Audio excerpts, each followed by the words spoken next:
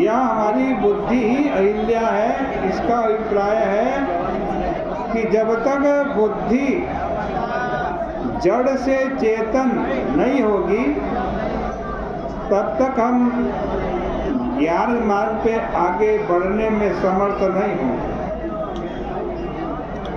भगवान श्री राम का अहिल्या उद्धार का अभिप्राय है कि विषयाशक्ति के कारण जो बुद्धि जड़ हो चुकी है उसको श्री राघवेंद्र ने चेतन किया। इस प्रकार कर्म मार्ग में ताड़का का वध किया, ज्ञान मार्ग में अहिल्या का उद्धार किया और जब जनकपुर में पहुंच गए तो बड़ी मीठी यात्रा प्रारंभ हुई। गोस्वामी जी कहते हैं भगवान राम बैठे हुए हैं विश्वामित्र जी के पास और लक्ष्मण जी के मन में इच्छा उत्पन्न हुई। क्या इच्छा उत्पन्न हुई? नगर देखने की। यह नगर है श्री सीता जी का और श्री सीता जी के लिए कहा गया है कि यह माया भी है, ये भक्ति भी है। भानुज सिया समेत प्रभु राजत परन कुटीर भगत ज्ञान वैराग्य जनों सोहत धरे शरीर।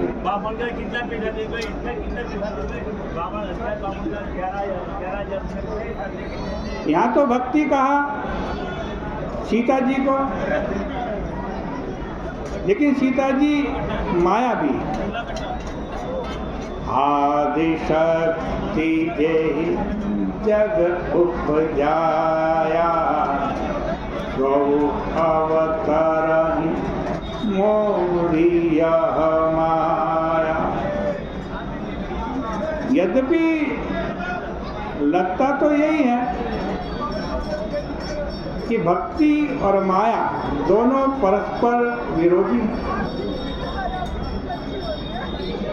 पर सीता जी के लिए दोनों की ही उपाधि दी गई है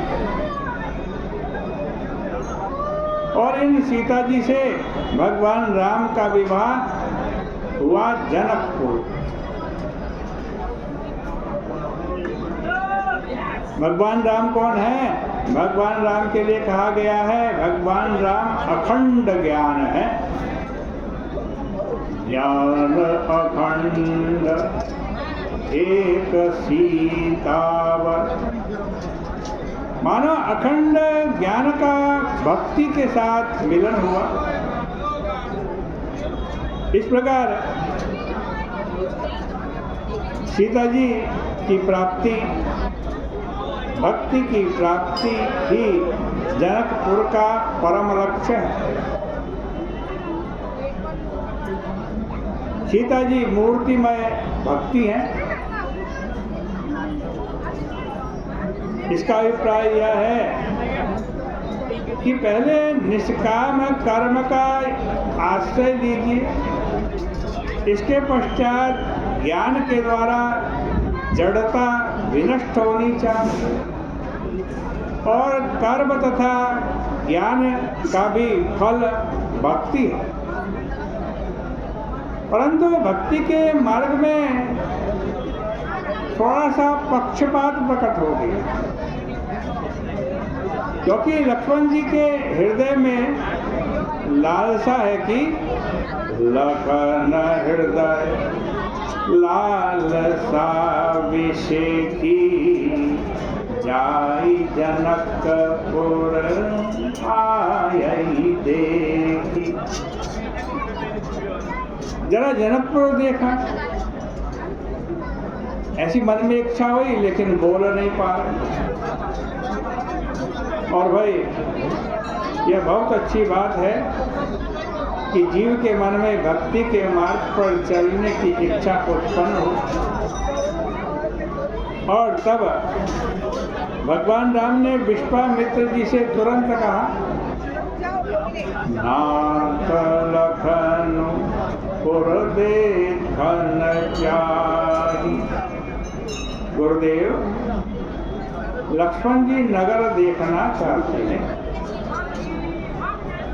गुरु जी ने कहा, तो फिर ये क्यों नहीं बोल रहे?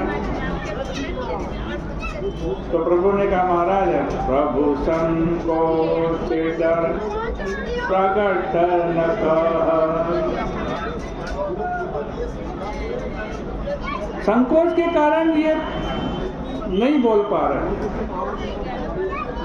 विश्वामित्र जी ने कहा कि अगर ये नगर देखना चाहते हैं तो मैं आज्ञा देता हूँ कि ये जाकर नगर देखा।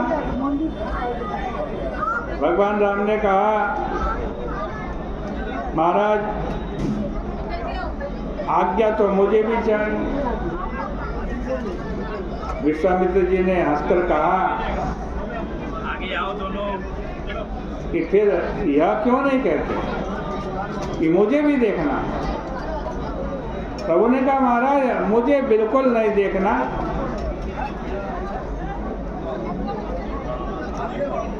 तो विश्वामित्र जी ने, तो फिर तुम कैसी आज्ञा चाहते हो? भगवान राम ने स्पष्ट करते हुए कहा, जो राव आयसु में पावम नगर दिखाई तुरत ले आवम। गुरुदेव ये देखना चाहते हैं, लेकिन कोई दिखाने वाला भी तो चाहिए। और भगवान राम का तात्पर्य यह था कि अगर जीव अकेला जाएगा तो माया नगर के चक्कर में फंसे बिना नहीं रहेगा, और मुझे यदि लेकर के जाएगा तो माया नगर के चक्कर में तो नहीं फंसेगा, बल्कि भक्ति को प्राप्त करके लौटेगा। इसका अभिप्राय है कि सीता जी को ईश्वर से अलग कर दिया जाए तो भैया वो सीता जी माया बन जाएंगी, माया ही रह जाएंगी। और यदि राम के साथ मिलकर के सीता जी को मिला करके देखा जाए, सीता राम जी को देखा जाए, तो सीता जी माया नहीं रहेंगी, फिर क्या बन जाएंगी? सीता जी भक्ति बन जाएंगी। भगवान का तात्पर्य था कि महाराज लक्ष्मण अगर अपनी आंखों से जनकपुर देखेगा तो उलझ जाएगा, भ्रम में पड़ जाएगा। इसलिए मैं स्वयं इसे दिखाऊंगा। इसलिए भाई यह भक्ति का मार्ग बहुत बढ़िया है। अंत में विश्वामित्र जी मुस्कुरा करके कहते हैं, जायई देख आबहु नगर। जाओ नगर लक्ष्मण जी को दिखा करके लिया। और